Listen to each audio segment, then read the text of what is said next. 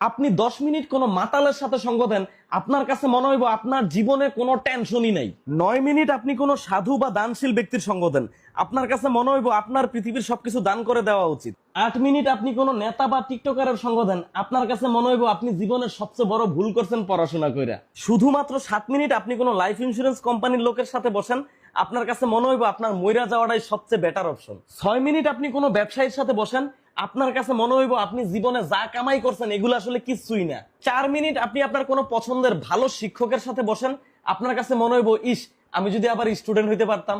3 minute আপনি কোনো কৃষক বা দিনমজুরের সাথে বসেন, আপনার কাছে মনে হইব আপনি যা কষ্ট করতেছেন এগুলো আসলে কিচ্ছুই না। 2 মিনিট আপনি কোনো দেশের সৈনিক অথবা মুক্তিযোদ্ধার সাথে বসেন, তখন আপনার কাছে মনে হইব আপনি জীবনে যা ত্যাগ করছেন এগুলো আসলে এসবের কাছে কিছুই না।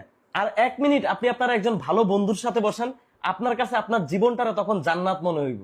আর 1 মিনিটের কম সময় আপনি আপনার বউয়ের সাথে বসেন, তখন আপনার কাছে মনে হইব আপনি হইলেন দুনিয়ার সবচেয়ে অকর্ম, অলস, আওয়ারা, বেকার, নিকাম্মা, দুশ্চরিত্র, খারাপ মানুষ, বেপরোয়া, ভোদাই, বলদ যদি কেউ থাকে ওইটা হইলেন আপনি।